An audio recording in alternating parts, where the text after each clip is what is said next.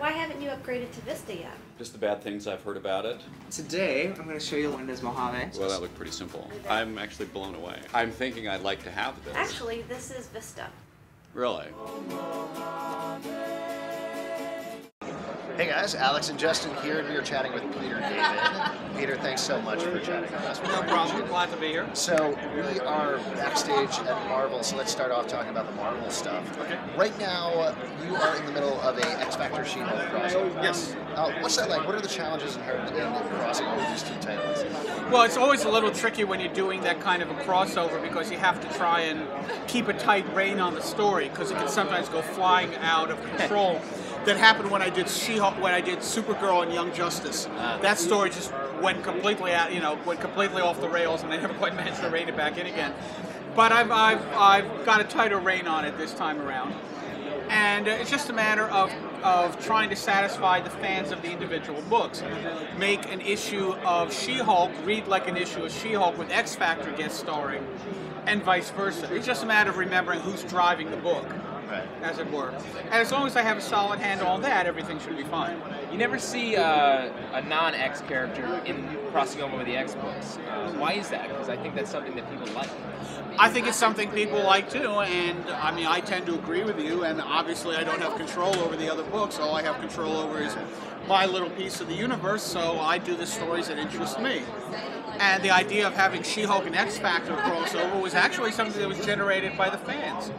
When I first started on She-Hulk, you could have clocked with an egg timer the amount of time that fans put in a request to see She-Hulk and X Factor crossover, because they remember when I did that before, when I was on the Hulk and I had the Hulk crossover with X Factor, and I figured, sure, okay, what the hell, why not? I mean, if nothing else, I know that I'm confident that I can work with the other writer on the books, to coordinate everything tightly. You have different hats you wear when you're writing. Yes, absolutely. And there's a couple of different balls you have in the air, I guess, with this, where it's not only crossover with X Factor and She-Hulk, but also it's Secret Invasion at the same time. Yeah, because you just can't have enough crossover. Exactly. I mean, that was really more as a result of the timing of when I was doing the X Factor She-Hulk crossover. I knew I wanted to do X Factor and She-Hulk. I had the basic notion that Darwin was going to be the connecting tissue that brought all of them together. The fact that it was coming out around the time of Secret Invasion, I'm going, you know what the hell?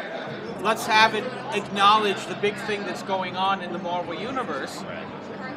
And the story just kind of evolved from there. Yeah.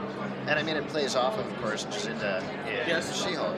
Yes, absolutely. Yeah. Well, yeah, I mean, the thing is, people ask whether I created Jacinda so that I could eventually tie in with Secret Invasion, as if I really think that far ahead and I'm that clever. But you do, though, right? That's... In this case, Jacinda, the concept of having Jacinda be, having She-Hulk's sidekick be a Skrull was something that really just developed as I was creating the sidekick.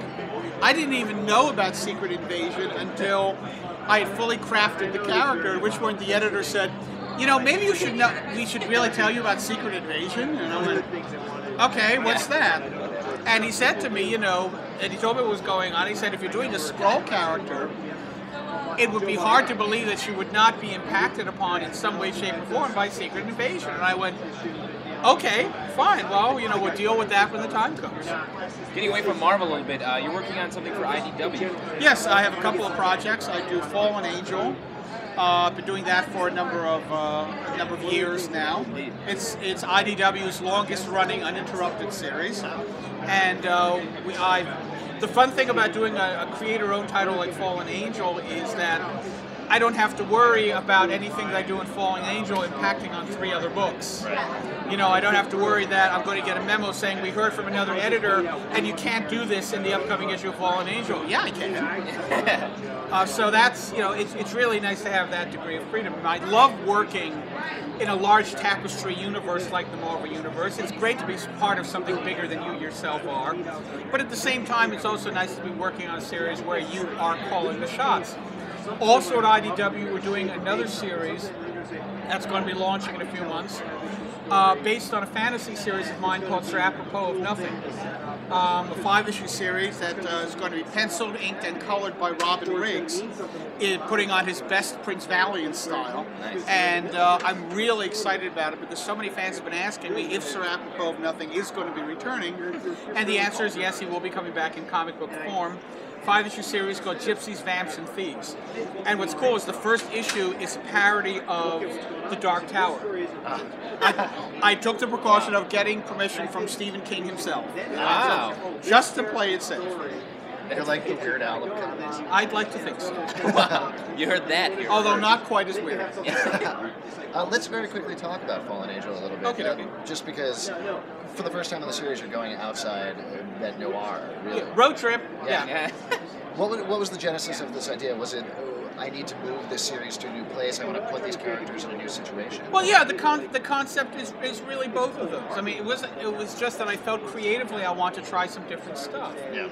And the nice thing is I have the unilateral ability to do that. I don't have to worry that the editor's going to come to me and say, no, we can't really do stories set outside of Bête Noire because we're in the middle of a secret invasion. I mean, it's not really going to come up, and it's really just where the story drove us.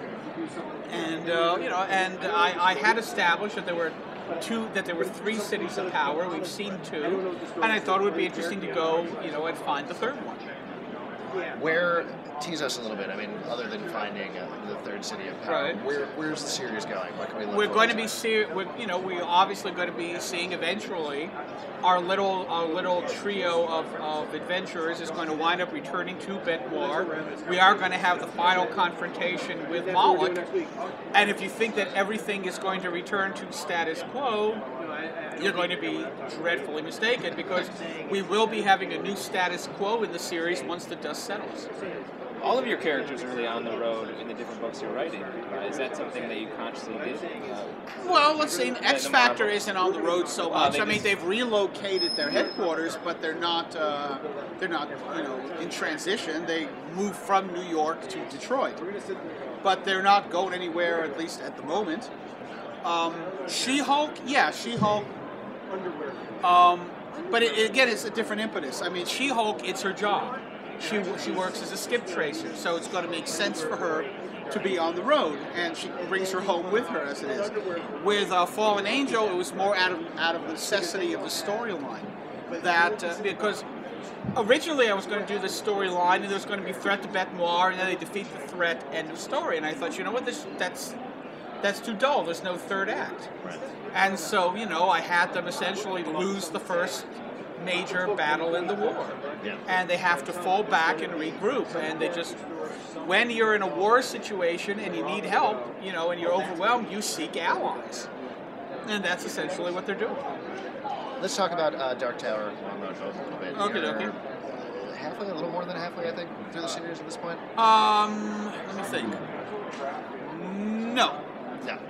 The storyline, the series is projected to go 30 issues, I believe. No? And we have finished up The Long Road Home, which combined with the original issues is 12 issues. Oh. So Mr. Math says it's less than half. So... He's not Mr. Man. Right. Yeah, I'm not. I was Mr. Alphabet. Ah, for got most it. part. Okay, I can appreciate that. But, so the whole thing, this is actually, I didn't know this, it's 30 issues, including the first Dark Tower series, Long Road Home. And Yes. then there's more beyond that. So you guys have it planned out Yes. pretty far in advance. Yes, Robin Firth, who is the spearhead, as it were, when it comes to plotting it out, yes, does have it roughed out for 30 issues. And what, again, without ruining anything, what's going to happen in the next couple of series? I can't tell you. I will tell you this. This much I can tell you. The series takes us through Roland's development as a gunslinger through to the Battle of Jericho Hill, which longtime Stephen King fans know as the last stand of Roland and his quartet. Which we've never really seen. Which we've never really seen, but which we are going to see when we do this. I mean, to all intents and purposes, we're taking you to the beginning of the gunslinger. We're going, as the man in black is fleeing across the desert and Roland is hot on his heels, we're going to pretty much be coming up to that moment. Right. Which is where we started, and we're going to wind up finishing there. I think. And obviously, with the announcement that's coming up, or was officially announced at this point, the Dark Tower stuff is very much the beginning of a relationship between Marvel and Stephen King. We're doing The Stand, Yeah. which should be very exciting. I mean, I was there at the February Comic Con last year, in which Steve said, "I would love it if Marvel did The Stand," and he started talking to Joe Quesada. So I was present at the genesis of that. So that was pretty cool. Yeah. Why do you think this relationship works? Because the bottom line is that the Stephen King material prompts good product, and Marvel puts out good product. I mean, we get the writers and the artists who can envision the worlds that Stephen King has created to the satisfaction of Stephen King. That's really what it all comes down to. I mean, we publish the books for the fans. The fans are the ones who buy it. The fans are the ones who are putting down the money. I totally get that. But ultimately, when it comes to The Dark Tower, as far as we're concerned, and I assume that the creative team for The Stand feels the same way, we're really doing it for an audience of one. We're doing it for Stephen King. If Stephen King is happy with what we do, rest of the world, you don't need to sell another book. That's a bone. The fact that the rest of the world loves what we're doing, that's gravy.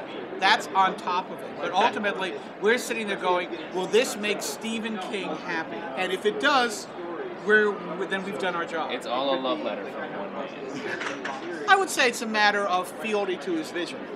It's a Stephen King world. We're just writing and drawing in it. That's fantastic. Well, thanks so much for talking with us. No problem. It was a pleasure, and Glad to make it. stay tuned for much more from Comic Con.